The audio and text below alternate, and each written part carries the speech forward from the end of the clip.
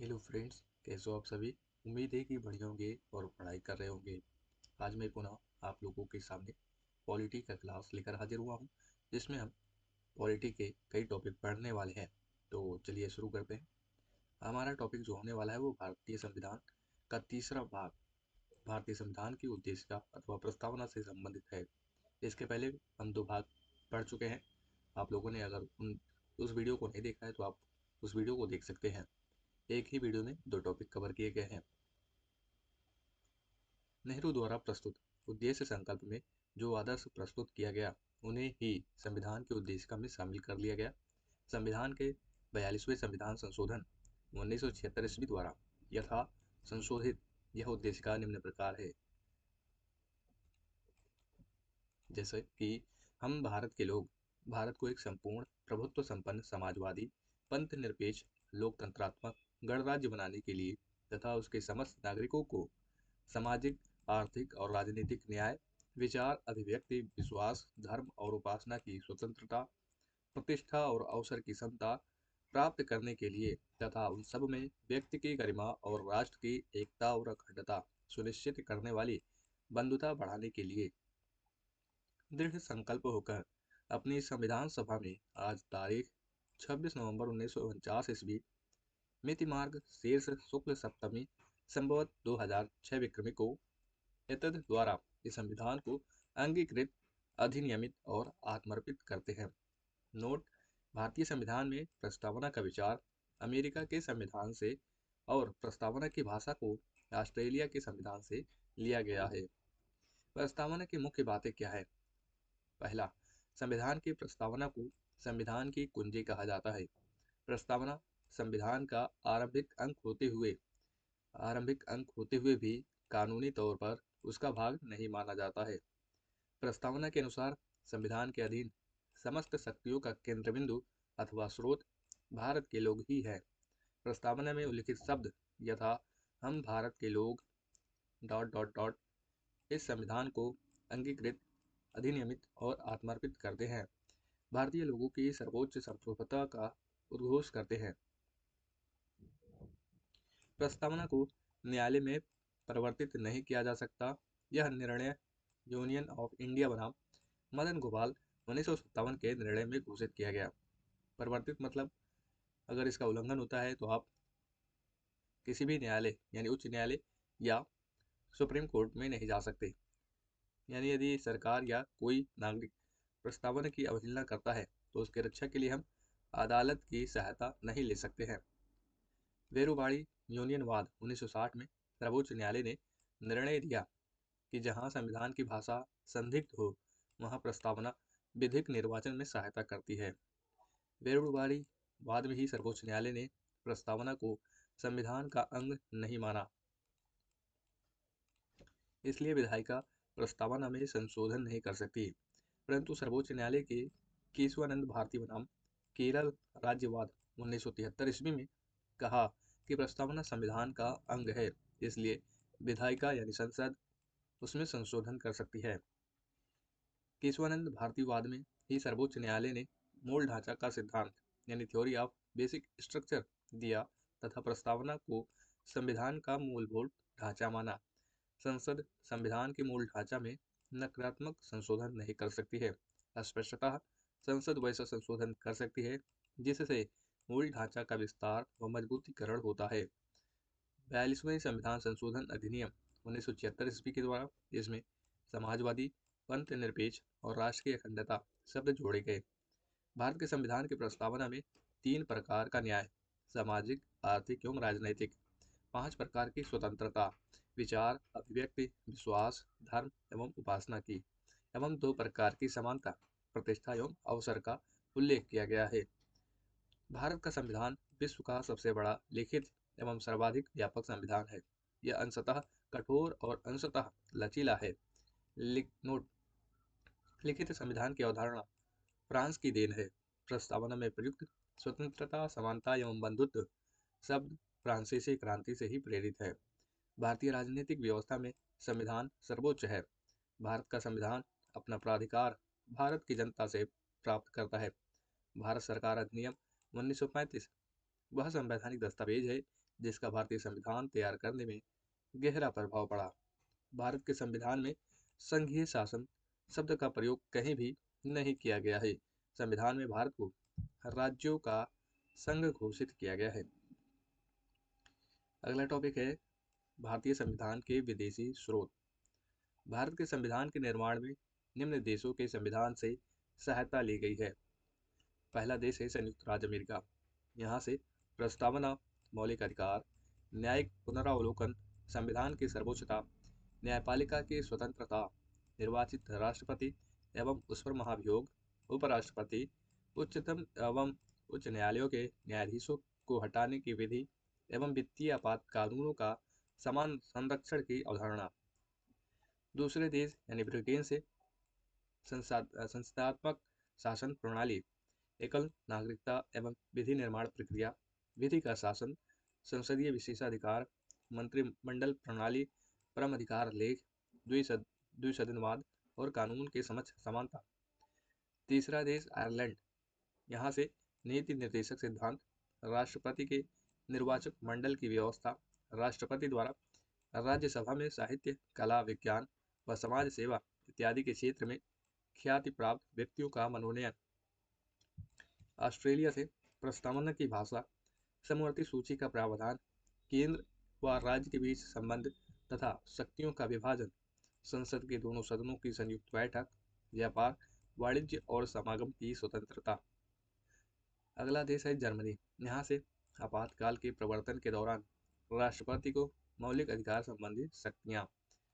अगला देश है कनाडा। यहाँ से संघात्मक विशेषताएं, अवशिष्ट शक्तियाँ केंद्र के पास, राज्यपाल की नियुक्ति विषयक प्रक्रिया, संघ एवं राज्य के बीच शक्ति विभाजन एवं सर्वोच्च न्यायालय का परामर्शी न्याय निर्णय। अगला देश है दक्षिण अफ्रीका। यहाँ से संविधान संशोधन की प्रक्रिया का प्रावधान, राज्यसभा के सदस्यों का निर्वाचन। अगला देश है रूस। यहाँ से मौलिक कर्तव्यों का प्रावधान लिया गया है। अगला देश है जापान। यहाँ से विधि द्वारा स्थापित प्रक्रिया। और अगला देश है फ्रांस। गणतंत्रात्मक और प्रस्तावना में स्वतंत्रता, समता और बंधुता के आदर्श यहीं से लिए गए हैं। नोट: भारतीय संविधान के अनेक देशी और विदेशी स्रोत हैं, लेकिन भारतीय संविधान पर सबसे अधिक प्रभाव भारतीय शासन अधिनियम 1935 का है। भारतीय संविधान के 395 अनुच्छेदों में से लगभग 250 अनुच्छेद ऐसे हैं जो 1935 ईस्वी के अधिनियम से या तो शब्दशः ले लिए गए हैं या फिर उनमें बहुत बड़ा परिवर्तन के साथ लिया गया है। एक क्वेश्चन बन सकता है, क्या भारत का संविधान उधार का थैला है? तो आप यहाँ पर आप कमेंट में अपने आंसर को लिख सकते हैं। क्वेश्चन है कि क्या भारत का संविधान उधार का थैला है? अगला टॉपिक है हमारा भारतीय संविधान की अनुसूची। प्रथम अनुसूची इसमें भारतीय संघ के घटक राज्यों, जिसमें 28 राज्य एवं संघ शासित यानी 8 क्षेत्रों का उल्लेख है। नोट: संविधान के 69वें संशोधन के द्वारा दिल्ली को राष्ट्रीय राजधानी क्षेत्र का दर्जा दिया गया है। द्वितीय अनुसूची इसमें भारतीय राज्य व्यवस्था के विभिन्न पदाधिकारियों जैसे कि राष्ट्रपति, राज्यपाल, लोकसभा के अध्यक्ष और उपाध्यक्ष, राज्यसभा के सभापति एवं उपसभापति, विधानसभा के अध्यक्ष और उपाध्यक्ष, विधान परिषद के सभापति एवं उपसभापति, उच्चतम न्यायालय और उच्च न्यायालयों के न्यायाधीशों और भारत के नियंत्रक महालेखा परीक्षक आदि को प्राप्त होने वाले वेतन, भत्ते और पेंशन आदि का उल्लेख किया गया है। तृतीय अनुसूची में इसमें विभिन्न पदाधिकारियों जैसे कि मंत्री, उच्चतम एवं उच्च न्यायालय के न्यायाधीशों द्वारा पद ग्रहण के समय ली जाने वाली शपथ का उल्लेख है। चौथी अनुसूची में विभिन्न राज्यों तथा संघीय क्षेत्रों की राज्यसभा में प्रतिनिधित्व का विवरण दिया गया है। पाँचवीं अनुसूची में विभिन्न अनुसूचित क्षेत्रों और अनुसूचित जनजाति के प्रशासन और नियंत्रण के बारे में उल्लेख है। छठी अनुसूची में असम, मेघालय, त्रिपुरा और मिजोरम राज्यों के जनजाति क्षेत्रों के प्रशासन के बारे में प्रावधान है। सातवीं अनुसूची में केंद्र एवं राज्यों के बीच शक्तियों के बंटवारे के बारे में दिया गया है तथा इसी अनुसूची में सरकारों द्वारा शुल्क एवं कर लगाने के अधिकारों का उल्लेख है। इसके अंतर्गत 3 सूचियां हैं: संघ सूची, राज्य सूची एवं समवर्ती सूची। संघ सूची में दिए गए विषय पर केंद्र सरकार कानून बनाती है। संविधान के लागू होने के समय इसमें 97 विषय थे, वर्तमान में 100 विषय हैं। संघ सूची के कुछ महत्वपूर्ण विषय हैं जैसे कि देश की प्रतिरक्षा, विदेशी मामले, युद्ध एवं शांति, रेल, डाक तथा तार, मुद्रा बैंकिंग, परमाणु शक्ति आदि। छठी अनुसूची,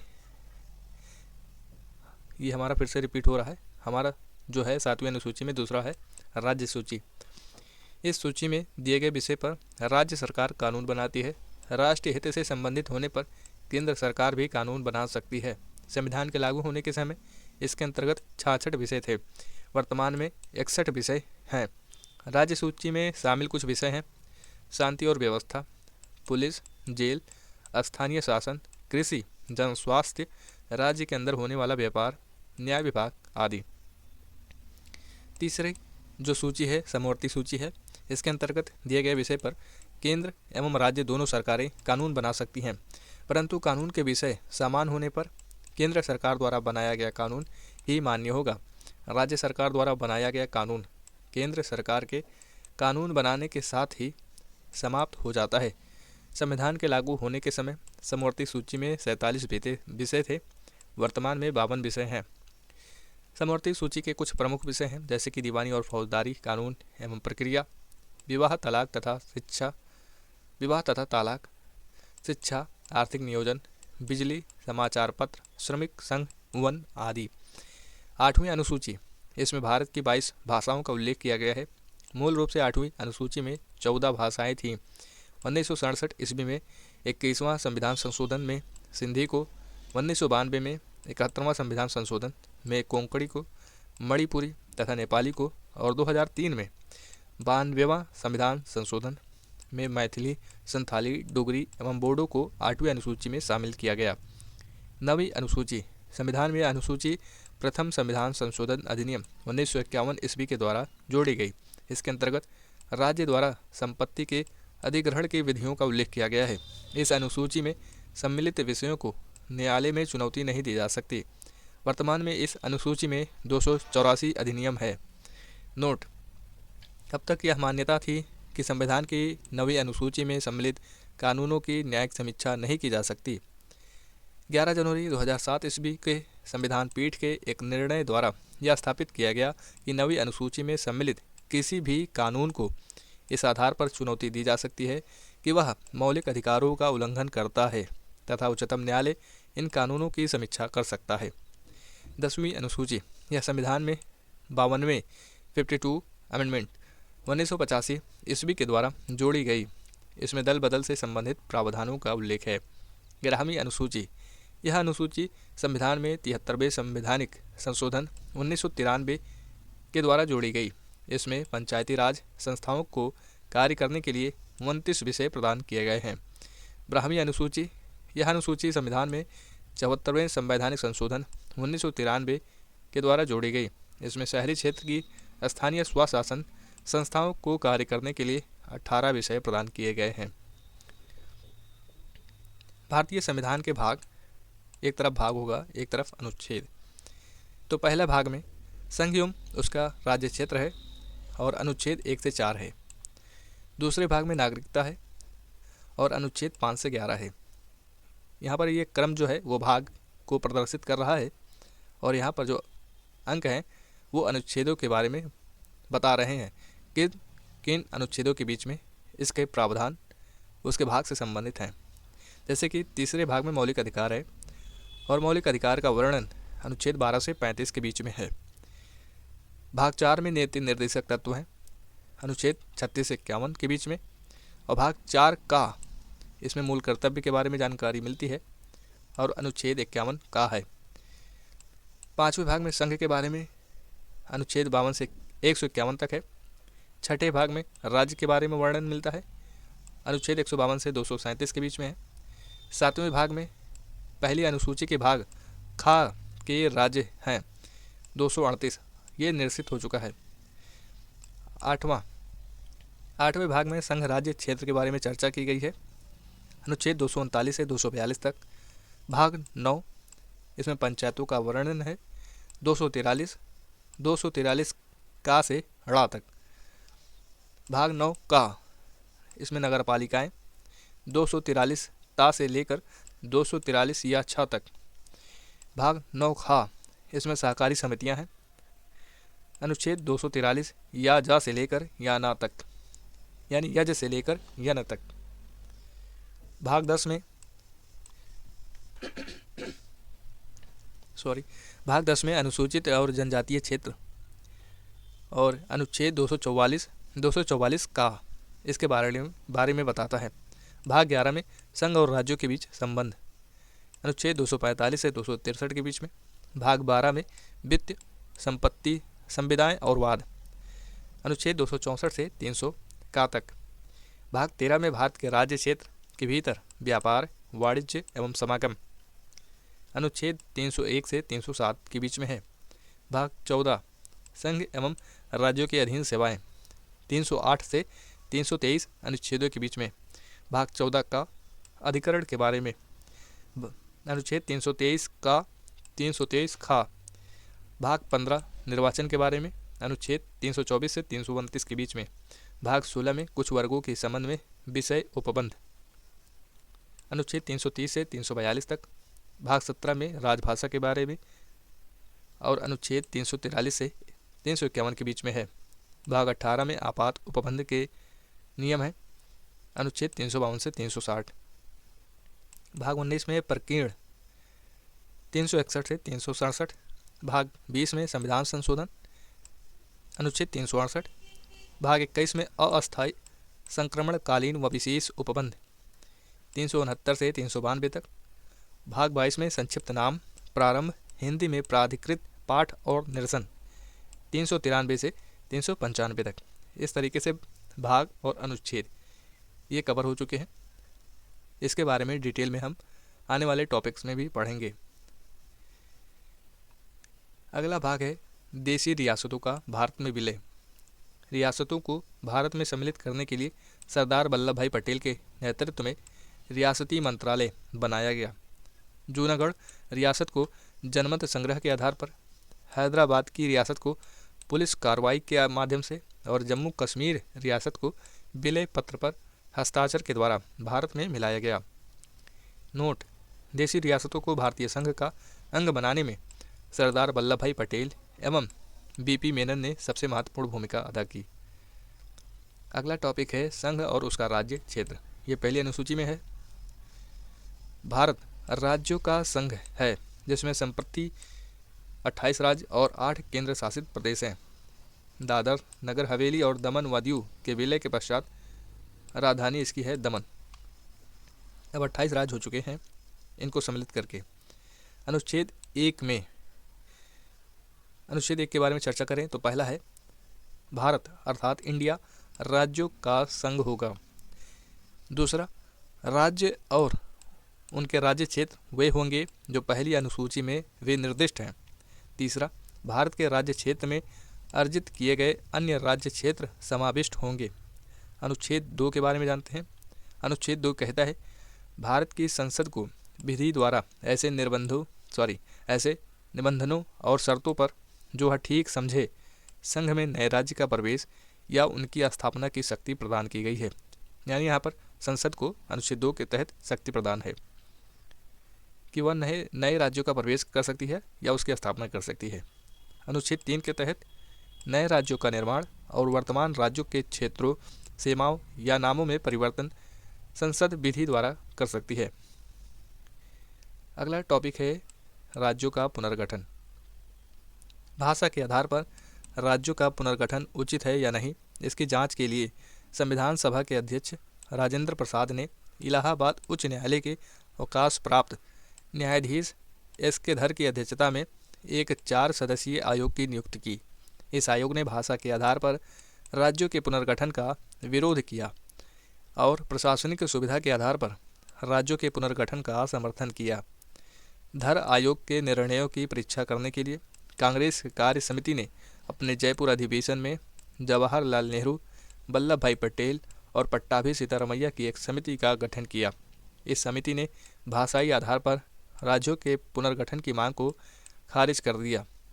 नेहरू, पटेल एवं सीतारमैया यानी इन्हें शॉर्ट फॉर्म में JVP समिति कहते हैं।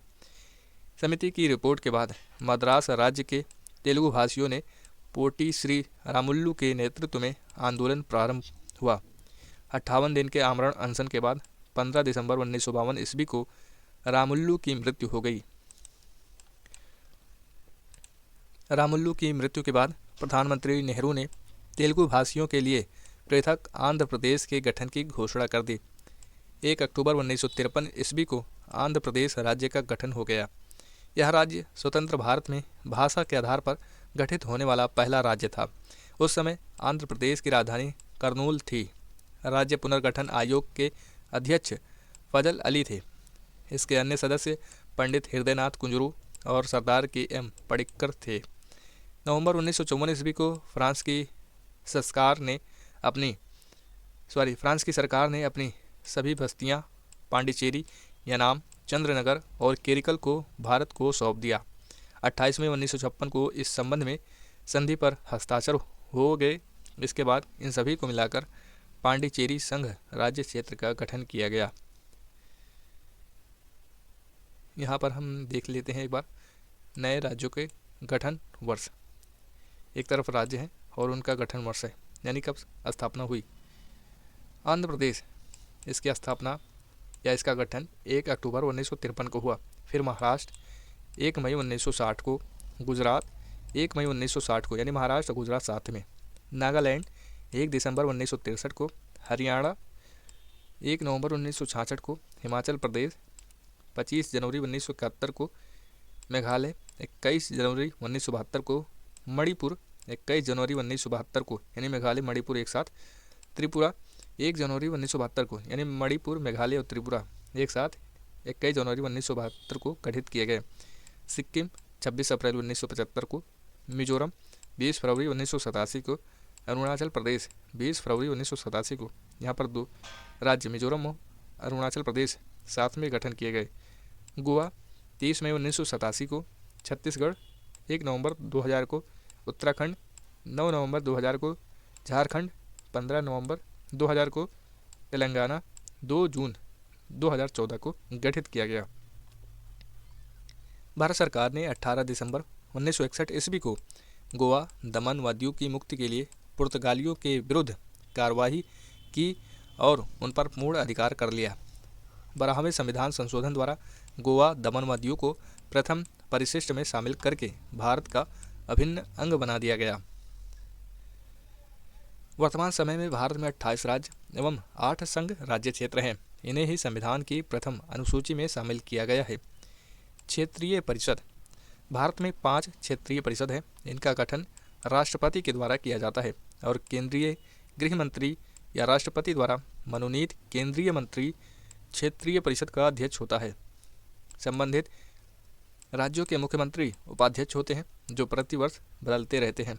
यह केंद्र राज्य संबंधों को सुधारने में महत्वपूर्ण भूमिका निभाती है। क्षेत्रीय परिषद को 1956 ईस्वी के राज्य पुनर्गठन अधिनियम के तहत स्थापित किया गया था। अतः यह सांविधिक निकाय है, किंतु यह संवैधानिक निकाय नहीं है। अब देख लेते हैं क्षेत्रीय परिषद, जो 5 के बारे में जिक्र किया गया है। पहला है उत्तरी क्षेत्रीय परिषद। इसमें पंजाब, हरियाणा, हिमाचल प्रदेश, राजस्थान, जम्मू कश्मीर, लद्दाख, चंडीगढ़ एवं दिल्ली आते हैं। दूसरा है मध्य क्षेत्रीय परिषद। इसमें उत्तर प्रदेश, मध्य प्रदेश, उत्तराखंड एवं छत्तीसगढ़ आता है। तीसरा है पूर्वी क्षेत्रीय परिषद। इसमें बिहार, पश्चिम बंगाल, उड़ीसा, झारखंड, असम, सिक्किम, मणिपुर, त्रिपुरा, मेघालय, नागालैंड, अरुणाचल प्रदेश तथा मिजोरम आता है। अगला है पश्चिमी क्षेत्रीय परिषद। गुजरात, महाराष्ट्र, गोवा राज्य, दमन दीव एवं दादर तथा नागर हवेली। पांचवा है दक्षिणी क्षेत्रीय परिषद। आंध्र प्रदेश, तेलंगाना, केरल, कर्नाटक एवं तमिलनाडु एवं पुडुचेरी। और छठा है पूर्वोत्तर परिषद। इसका गठन संसदीय अधिनियम पूर्वोत्तर परिषद अधिनियम 1971 द्वारा किया गया है। यह 8 अगस्त 1972 में अस्तित्व में आया। इसके सदस्यों में असम, मणिपुर, मिजोरम, अरुणाचल प्रदेश, नागालैंड, मेघालय, त्रिपुरा तथा सिक्किम सम्मिलित हैं। 1994 में सिक्किम पूर्वोत्तर परिषद का 8वां सदस्य बना। इसके कार्य कुछ अतिरिक्त कार्यों सहित वही हैं जो क्षेत्रीय परिषदों के हैं।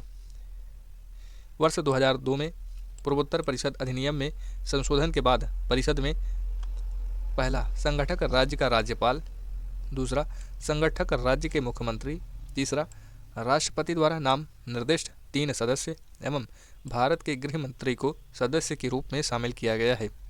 2018 के पुनर्गठन के बाद गृह मंत्री पूर्वोत्तर परिषद के अध्यक्ष और पूर्वोत्तर क्षेत्र विकास राज्य मंत्री उपाध्यक्ष होंगे। अगला टॉपिक है भारतीय नागरिकता, भाग 2, अनुच्छेद 5 से 11। इसके बीच में भारतीय नागरिकता के बारे में वर्णन किया गया है। भारत में एकल नागरिकता का प्रावधान है।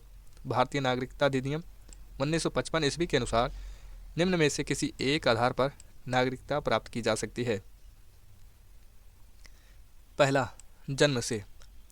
प्रत्येक व्यक्ति जिसका जन्म संविधान लागू होने अर्थात 26 जनवरी 1950 ईस्वी को या उसके पश्चात भारत में हुआ हो, वह जन्म से भारत का नागरिक होगा। अपवाद राजनयिकों के बच्चे, विदेशियों के बच्चे इसके अंतर्गत नहीं आएंगे। दूसरा है वंश परंपरा द्वारा नागरिकता। भारत के बाहर अन्य देश में 26 जनवरी 1950 ईस्वी के पश्चात जन्म लेने वाला व्यक्ति भारत का नागरिक माना जाएगा यदि उसके जन्म के समय उसके माता पिता में से कोई भारत का नागरिक हो। नोट: माता की नागरिकता के आधार पर विदेश में जन्म लेने वाले को नागरिकता प्रदान करने का प्रावधान नागरिकता संशोधन अधिनियम 1992 द्वारा किया गया है। तीसरा, देशीयकरण द्वारा नागरिकता। भारत सरकार से देशीयकरण का प्रमाण पत्र प्राप्त कर भारत की नागरिकता प्राप्त की जा सकती है। चौथा है पंजीकरण द्वारा नागरिकता। निम्नलिखित वर्गों में आने वाले लोग पंजीकरण के द्वारा भारत की नागरिकता प्राप्त कर सकते हैं। पहला, वे व्यक्ति जो पंजीकरण प्रार्थना पत्र देने की तिथि से 6 माह पूर्व से भारत में रह रहे हों। दूसरा, वे भारतीय जो अविभाज्य भारत से बाहर किसी देश में निवास कर रहे हों। तीसरा, वे स्त्रियां जो भारतीयों से विवाह कर चुकी हैं या भविष्य में विवाह करेंगी। चौथा, भारतीय नागरिकों के नाबालिग बच्चे। पाँचवां, राष्ट्रमंडलीय देशों के नागरिक जो भारत में रहते हों या भारत सरकार की नौकरी कर रहे हों, आवेदन पत्र देकर भारत की नागरिकता प्राप्त कर सकते हैं। और इसमें पाँचवां जो है वो है भूमि विस्तार द्वारा। यदि किसी नए भूभाग को भारत में शामिल किया जाता है तो उस क्षेत्र में निवास करने वाले व्यक्तियों को स्वतः भारत की नागरिकता प्राप्त हो जाती है। भारतीय नागरिकता संशोधन अधिनियम 1986। इस अधिनियम के आधार पर भारतीय नागरिकता संशोधन अधिनियम 1955 ईस्वी में निम्न संशोधन किए गए। पहला, अब भारत में जन्मे केवल उस व्यक्ति को ही नागरिकता प्रदान की जाएगी जिसके माता पिता में से एक भारत का नागरिक हो। दूसरा, जो व्यक्ति पंजीकरण के माध्यम से भारतीय नागरिकता प्राप्त करना चाहते हैं उन्हें अब भारत में कम से कम 5 वर्षों तक निवास करना होगा। पहले यह अवधि 6 माह थी। तीसरा, देशीयकरण द्वारा नागरिकता तभी प्रदान की जाएगी जबकि संबंधित व्यक्ति कम से कम 10 वर्षों तक भारत में रह चुका हो। पहले यह अवधि 5 वर्ष थी। नागरिकता संशोधन अधिनियम 1986 ईस्वी में जम्मू कश्मीर व असम सहित भारत के सभी राज्यों पर लागू होगा। भारतीय नागरिकता का अंत निम्न प्रकार से हो सकता है। पहला, नागरिकता का परित्याग करने से। दूसरा, किसी अन्य देश की नागरिकता स्वीकार कर लेने पर। और तीसरा, सरकार द्वारा नागरिकता छीनने पर। जम्मू कश्मीर राज्य के विधानमंडल को निम्न विषयों के संबंध में राज्य में अस्थायी रूप से निवास करने वाले व्यक्तियों को अधिकार तथा विशेषाधिकार प्रदान करने की शक्ति प्रदान की गई है। पहला, राज्य के अधीन नियोजन के संबंध में। दूसरा, राज्य में अचल संपत्ति के अर्जन के संबंध में। तीसरा, राज्य में अस्थायी रूप से बस जाने के संबंध में। चौथा, छात्रवृत्तियां अथवा इसी प्रकार की सहायता जो राज्य सरकार प्रदान करे। यह हमारा अगला टॉपिक है, ये काफ़ी बड़ा होने वाला है तो इसे हम नेक्स्ट वीडियो में करने वाले हैं। तब तक आप लोग इस चैनल से जुड़े रहें और जो लोग इस चैनल से जुड़े हुए हैं उनका तहे दिल से स्वागत है। आप सपोर्ट करें, वीडियो को देखें। इसमें कई टॉपिक को सम्मिलित करके आप तक पहुंचाया जाता है, आपके टाइम को बचाया जाता है। तो आप भी अगर आपको वीडियो अच्छी लगे तो वीडियो को लाइक कर दीजिएगा और चैनल को सब्सक्राइब करके इस चैनल से भी जुड़ जाइएगा। मिलते हैं अगले नेक्स्ट वीडियो में, तब तक के लिए जय हिंद, जय भारत।